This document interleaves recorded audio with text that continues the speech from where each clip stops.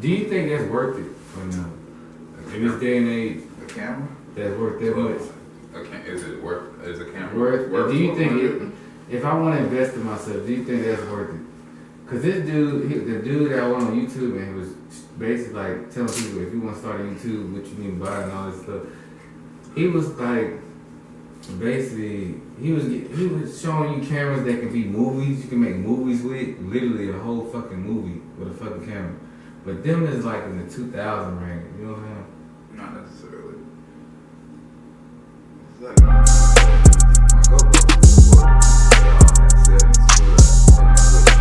and that's 4K, right? Possibly. Cause if it ain't 4K,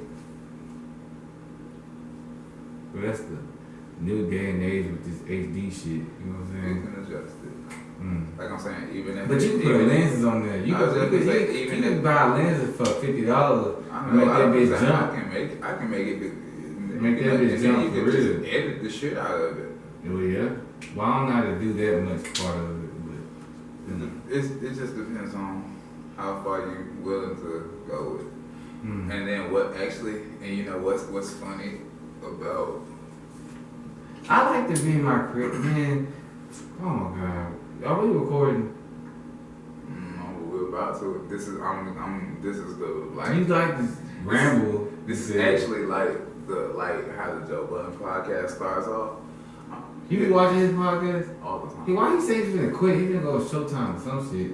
No, he's no meaning like. He said he's gonna quit. Spot he has. And he turned down 6ix9ine fucking interview. Did you hear that?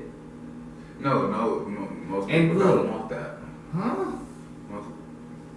What? I'm gonna explain to you. What is you talking about? Please explain. Please explain. Alright. And before you made me leave subject, what I was doing was... I told you about mine. No, I'm saying before you made me leave subject, with the beginning part, when Joe Budden starts his podcast, you hear them talking before they initially start and introduce the podcast. Oh, for real? You hear them like just having them, they just be having a conversation, and then all of a sudden I just slipped my finger to the record button. But the part of it is you did that last time. Yeah, but see the part of it to where that's extremely effective is because you gotta catch a vibe because of that camera. What the fuck is the camera got to do? The camera's catching the audio when the pod stuff itself is not being recorded. The camera catches our natural audio. Okay. Then when the podcast start, due to you having waves of due to us having waves, all we gotta do is just align them with the video. So what you mean the audio gonna be profound? Is what you trying to say? I don't think that's what I'm trying to say. I'm trying to get what you're trying to say. All I know is I feel like you're trying to catch a vibe real quick, get us comfortable and warm up, and then boom, you hit the button.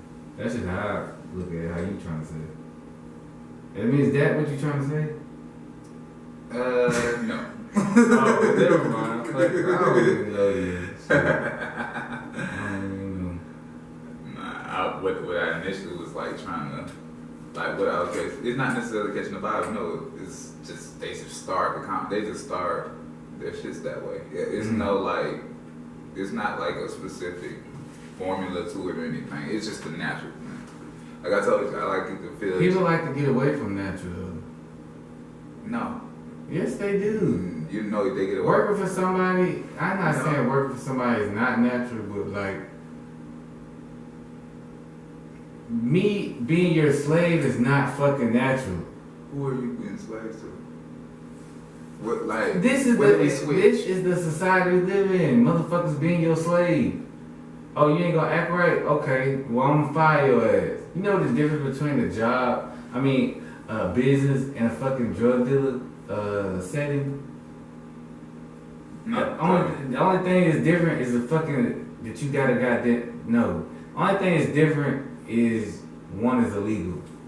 One is illegal and one of them is legal. That's it. What are you talking about? Oh, nah. I'm saying selling drugs. It's still the same business. We're talking about going between like the pharmaceutical drug dealer against the street. No, I'm talking about the gangster and the fucking businessman. There's no difference. The only thing that's different is other one's legal. That's it. And even majority of the time, It's the same structure. It's just that it's legal. That's it. And the crazy thing is, okay, yeah, they'll kill your ass, but they gonna fire your ass and leave you dry out here, and you can't do shit about it. That's crazy. You alive with no fucking job. You alive with no fucking job. You know what I'm saying? But you gotta deal with this shit. you gotta just wake up every day. So it's like you dead on earth. You can't cuss the nigga out. You know why? Cause it's legal. Yeah, and they got a bill, so whatever. So you can't retaliate. You know what I'm saying? You can't retaliate. You know what I'm saying? Yeah, you can get some henchmen, but your ass going to jail. Period. You know what I'm saying? It's a weird way of looking at life. Like, ain't that kind of fucked up? I gotta live with this shit and live being a bitch to this nigga. I can't even kill this nigga, even though I know I'm better than this nigga. Okay, he got credentials, but fuck that nigga. You know what I'm saying? I get it. Like, okay. So answer me this: when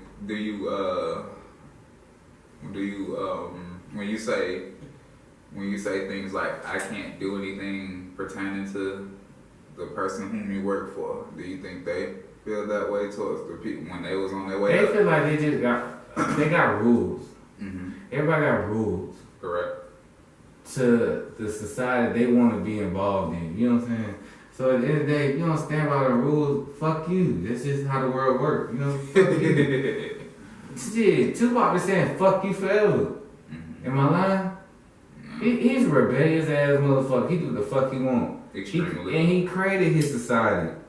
He had followers, fans, you know. He was almost a god on earth, in a sense. You know what I'm saying? But, I mean, it is what it is. You know, legends die early, so, you know. You know they ain't with that shit when it comes to like. And then you got the conspiracies that follow behind it because niggas don't want to believe the truth and all that shit. But at one day and age, you gotta accept the truth for what it is. Like when you wake up in the mirror, okay, I got a gray hair on my face. You in denial, you know what I'm saying? I'm gonna pluck that bitch. Okay, another gonna grow. All right, and then what you gonna do now? You gonna die or what? Or you gonna accept it for what it is? I accept every flaw within me as a human being. I don't know about anybody else, but that's what the fuck I do. You know what I'm saying? Because you got to find your truth and stay with your truth in order to experience life for what it is. Because one thing you can't do with life, you cannot, what's the word? You cannot control life. Life is already thrown at you. Why? Because they got a creator behind it. Am I lying? Alright then, so what you gonna do when you in life? Take advantage of the opportunity that's presented to you. You know what I'm saying? You might fuck up and miss out on one opportunity, but when you know when that bitch come back around again, what you gonna do?